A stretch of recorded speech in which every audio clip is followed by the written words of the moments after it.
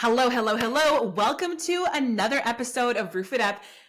As literally every single time we have someone on the podcast, I'm super stoked, so excited. And today we have the one and only Austin Blomquist. Did I butcher it? Did I say it right?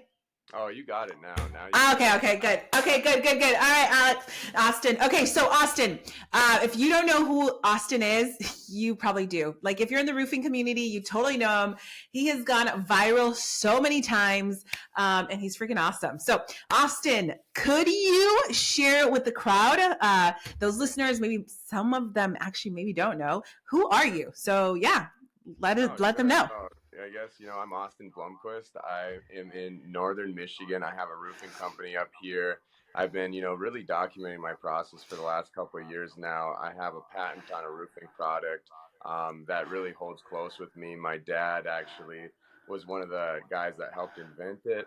He passed away when I was 11 years old. So actually, I've been wanting to be in the roofing industry since I was 10 years old. It's really been my mission to get that product out there ever since he's passed away. And doing this social media has been able to give me that vehicle to be able to get that product out there. So that's a quick little background. I've been able to, get over 200 million views on my videos. And sometimes I just think that he's up there just helping me with the TikTok algorithm. Totally. 200 million. That is no small feat. That is literally awesome. That is, first of all, it's such a cool story too. It definitely gives so much more purpose, but it's not just simply I'm trying to put out a patent because I want money. It's there's a bigger calling. And so really cool to hear. That's awesome. Becca Switzer was talking at, I think it was Roofing Process Conference last year. And she said, hey, she was talking to probably 200 contractors in the room. And she was like, hey, if we had, $100 million, none of us would be roofers anymore. And I'm like, what? I'm like, even if I had $100 million, I would still be pursuing snow grip because that's what keeps me close to my dad. So that's how much I love the roofing industry. That is so it's you found the thing that your heart really loves, that you really enjoy. And obviously there's a story to it, there's a connection. And so that's really powerful. And it kind of now makes so much sense too, when we look at your success, and why there's more to it. So it's really cool. Very empowering. It just gave me a drive, I can't explain. Just to kind of tell you the story of how I got started. So after working for another roofing company, I decided to start my own company, and I just didn't really have time for the snow grip at that time of my life. And I was just debating, maybe I'd just be done with my dad's product. It led me to this new opportunity of a roofing company. And I think I was probably thinking that because I was actually installing the product on a job and it was super hot and everything wasn't working in my favor. And I was just like, Dad, you're lucky I like you. I'm installing your product. Everything's going wrong for me. Well, anyways, I was with my best friend and I'm like, take a few videos of me. And I'm just like, what if we upload it to that TikTok app? We were always talking down at there's a bunch of girls dancing and everything like that. Yeah. I'm like, but just what if it goes viral and what if it just gets out there, So I decided to post a video. It gets 1.8 million views overnight, and I'm just like, what the? Dad, is that you up there? Did you do that? And then it gave me this drive that was every night I was up, till 1 o'clock in the morning, editing videos, just documenting my process with building the roofing company. And then before you know it, I have all these companies that are coming to me wanting to work with me.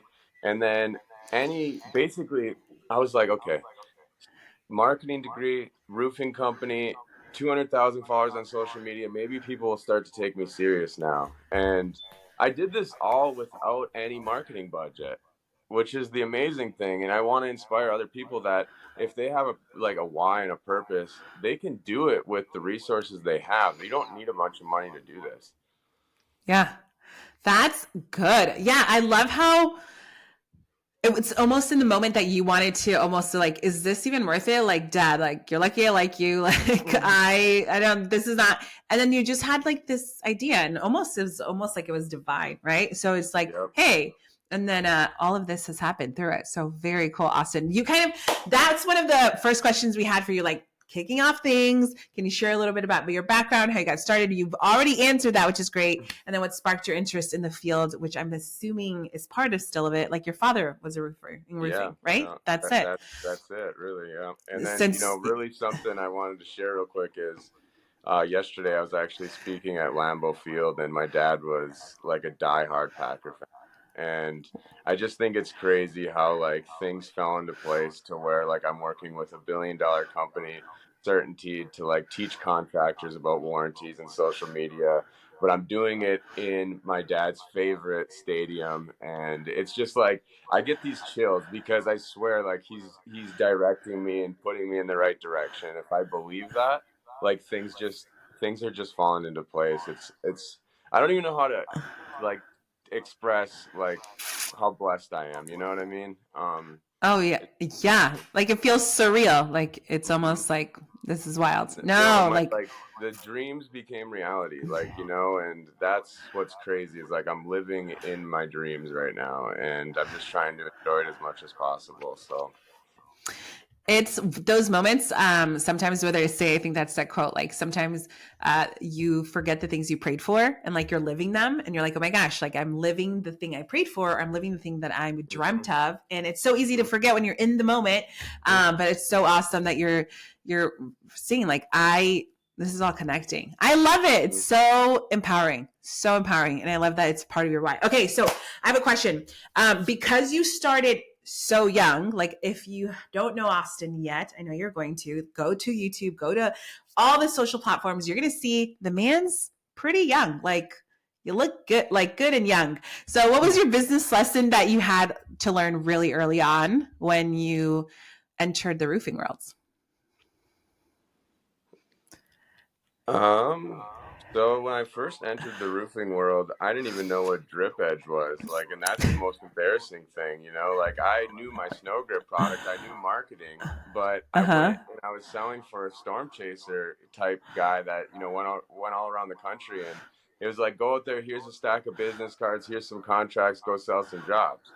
Well, me, I'm going and I'm telling my story just like I shared with you guys, I'm telling the homeowners, I'm selling these jobs, and then we go to build day and the crew's like, we need drip edge. And I'm like, oh my God, I don't know what drip edge is. So the thing is that like, I was determined like to learn more and to keep growing. And there was little things like that. And like, that was the thing is like, I swear every job you learn something new, like Yes. it's crazy. Like you don't know it all. And that's the thing is like with roofing, a lot of guys will be in the roofing industry for 20 years, but they've only had 2 years of learning and then they stopped learning after that.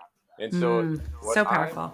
what I've learned is to have that growth mindset and always be listening to somebody like they know something that you don't, and Yeah. so like I'll admit it, I'm not perfect, I don't know everything, right? And if you're the type of person that does say that, I mean, I don't really want to be associating myself with you, like so we're not perfect. Let's have fun for the journey, let's not take things too seriously. And I can remember being in that moment though, and like kind of like in a panic, like what do I do? I don't know who to ask and everything like that. We have our Right. cell phones. So like we have all the resources like right at our fingertips. And so with the roofing industry, the answers are out there. Like you just have to know how to like find them, have the right people in your network. And when I started out, I just, didn't have the people that I can talk to now. Like ever since doing the social media and just growing that way and going to these trade shows, now I have like all of these coaches that I can call anytime. Like I mean, I before I went and spoke at Lambeau, I talked to like 4 different people that are my coaches, and they said talk about this, talk about that. So it's awesome to be able to have those resources. So that's definitely something that I had to overcome is like, how do I figure this out? Like I'm gonna need to figure it out, right? Yeah, uh-huh. Yeah, and I think it just also shows where a lot of times in some places, asking for help is for them. They're like, oh no, I don't ask for help because it is a reflection of that I'm weak. But in truly being able to ask for help, it's a reflection that you are strong because you had to humble yourself to go look for help, to go look for coaches, to go look and search on the internet, And so it's so so important to realize that. And I just always remember where they talk about you never want to be the most intelligent person in a room, right? Because that means like you're hanging out with people that are Yeah, that you're are in the not wrong moving you group, man. forward. Yeah, like you're in the Yeah, wrong group. Yet so many people want to be the most known, want to be the most knowledgeable when it's actually so much better to, maybe like be in the middle where you're, oh, you have enough knowledge, but there's people that know a lot more than you because that means you can reach farther and farther and grow more and more. Because like you said, we never stop learning till the day we die, right? Like we shouldn't stop learning. Um, mm-hmm. so yeah, that's really good. So if you're in the roofing industry, start off, you didn't know what a drip edge is, that's okay. Yeah, We all start like a little we all started, I didn't know what I am not in, we started Saenz Global roofing in our roofing industry. We were like, what the fudge do roofing companies do? Right. So like now we're experts at it. But yeah. again, we all start somewhere. So it's Yeah, nothing I to be mean, embarrassed I of. didn't get a training manual when I came in. I just got a stack of business cards and some contracts. Like, I Yeah. mean, what could I do? Like, I mean, I didn't have time to think about every little component. I had to make some money to like keep, living my life. And, Yeah. I'll never forget like having no money and door knocking and feeling so desperate for the sale. And like that desperation could, like, my customers could see it, like, and so once I started getting ahead and like I had like the money saved up, I felt like I was of value where I was just going and like, I'm going to help you get through this roofing process. If you don't want to work with me, that's okay. And as soon as Yeah. like I got some money in the bank, it was so much easier to sell. But the first, few like months of roofing sales when you haven't done it and you don't have any money, it's like, it's very stressful. But one thing that really helped was I was actually doing sales with this guy that was like 45 years old, and he just like lost his job, and he had like his overhead expenses were like $5,000 a month. So he had to go out there and sell. And so I'm like, if I can just work half as much as this guy, like I'll do fine, you know? Yeah. And so like I would just kind of just follow him around and try to work as hard as him. And I think that's something that I have found, that it's like when you door knock, it's better to like do it with a friend. You knock Mm. that side, he knocks that side. When he gets a deal, it's like it makes you want to go out and get a deal. It's like a little mini competition. Yeah, better together, right? It's like Mm-hmm. better together doing certain things. Okay, Yep. very good. So, for those who are considering a career in roofing, it definitely can be challenging to know where to begin. And then, what advice like would you give to someone who's just starting out and looking to build a successful career in roofing? Other than there's going to be a lot of things that you don't know. Mm-hmm. So make sure you're asking, you're getting coaching, you're getting mentor, you're going out there doing your part. But like, is there something else in addition to that you would say, hey, you're Yeah, looking to I build would a say, successful career, what so would you this do? is what I'm going to recommend is that, you know, there's probably over 150,000 roofing companies in the United States. Now, Mm-hmm. 1% of those roofing companies are the ones that you want to work for. Now, trying to find Mm. that 1%, how are you going to do that? You're not going to look for, oh my God, they act with integrity, good communication. You're going to make $100,000 a year. Like they telling you all this stuff. Well, Uh-huh. you need to find the companies with actual tangible things like the best warranties, the equipters, the catch-alls, the right systems, the right resources, the right culture. So, one Mm. of the ways that you can do that is just by, going online. And if you search roofing companies in your area, usually the top 3 roofing companies on Google are going to be the 1%ers. Like that's just Mm. facts. When you have like an uncle or a cousin that says they have a friend, like that friend that's a roofer and they need sales reps, that's probably a red flag. But I still did it. It's not impossible, and the profit you make on the jobs are going to be better for a company that's not well established, right? So you make 50% of the profits from a company that doesn't have the best warranties, but the leads are not going to be there. They're going to be cold leads, and you're going to have to sell, sell, sell, sell, sell for an hour. Well, if you work for a company that's more established, it's like you're able to, those leads are warmer, and you're able to Mm. sell those jobs faster. Instead of an hour appointment, you're in a 30-minute appointment because you did 100 houses in the neighborhood. You were recommended. You've been in the area for so long. You're not just a storm chaser. You have, you know, um, the right business cards and the yard signs and the image, and the branding and the value proposition. So those things are super important for the success of a salesperson. And, it's like you want to sell more jobs, and like not have to waste your time, right? So having those tangible things really helps. Oh, that's really good because you're 100% right. There's hundreds and thousands of roofing companies in the US. And yet it's like one, yes, you can make more money. Maybe you can make more money going to one that's, like you said, 50%, but it's like not as established. But yet the company that's more established, you're really going to save a lot of time. So that in itself is money as well. So we got to kind of look at it that way. So yeah, that's a really good, it's like you're repping a solid brand, right? Like, hey, I'm an Adidas rep or Nike's rep or something like that. Like they're well established. No, yeah, that's good. That's a really good tip. Very nice. Okay, cool. And then as a successful roofing contractor, as you are, what would you say are the key factors that have contributed to your success? And are there specific principles, strategies, or even values that have really guided the journey? I know your dad's been a huge part of everything of there too, but is there something that really continues to shape your work in the roofing industry? Well, for me, we're up here in Michigan and we're seasonal. We're gonna be taking the next like 4 or 5 months off of roofing, and then things get cranking up again in the spring. But that's the thing, is keeping my overhead as low as possible, for me. And honestly, I would rather be like around the 1.5 to $2 million mark with less overhead and not have like a bunch of like office expenses and trucks going around, and like the more liability. Like we subcontract out of all of our work, and then we 1099 our sales reps, so it's like we don't have employees. And like the Right. whole structure of the business, like structuring your business right and like working with the right accountants and things like that to help you do that, is really going to help you stay in business. And a lot of these guys want to start up and then go buy like a new truck or whatever it is, or all this equipment.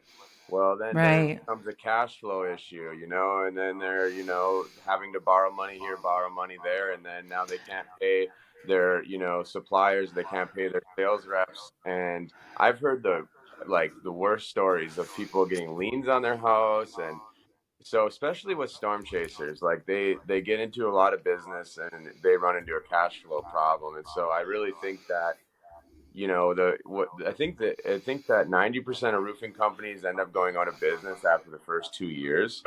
So Yes. like you don't want to jump into it too soon. Like you want to work for another roofing company, learn everything you possibly can, learn from people like me, learn from people like Dimitri, other guys that are in the industry trying to help you. Reach out to some of these guys in these groups. Like they're so willing to just give you their time. Like there's so many Yeah, great they people. really are.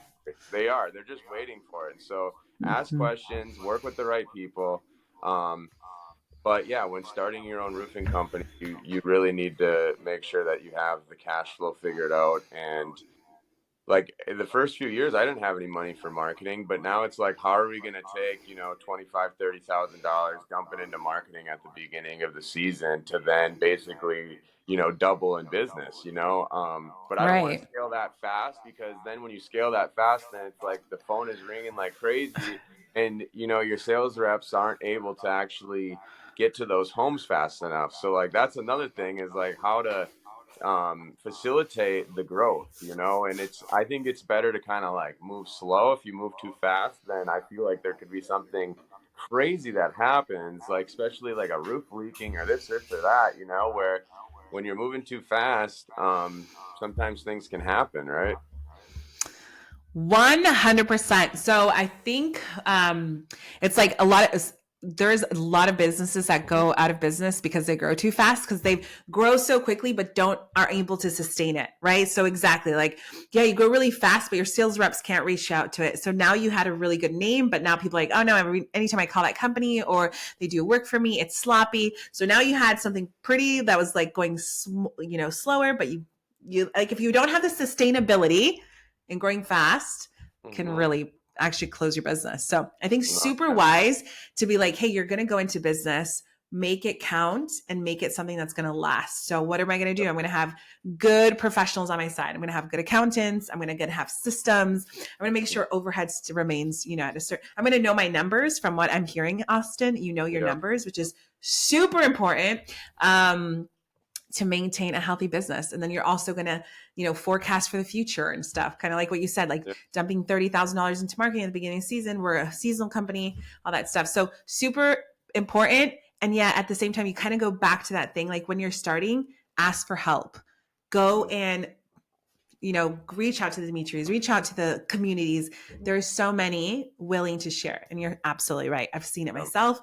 Even us being in this industry, you were one of the first people that talked to us and helped us. And so we're really thankful for that too. You've been part of our journey. It's like, you got to start with the end in mind, and getting the certifications from Certainty. I mean, that's one thing that I'm going to recommend right off the bat, become the best contractor in your area based off of the tangible things, the equipters, the Certainty warranties. I mean, those little things are going to be the difference from getting the job and not getting it, especially being younger.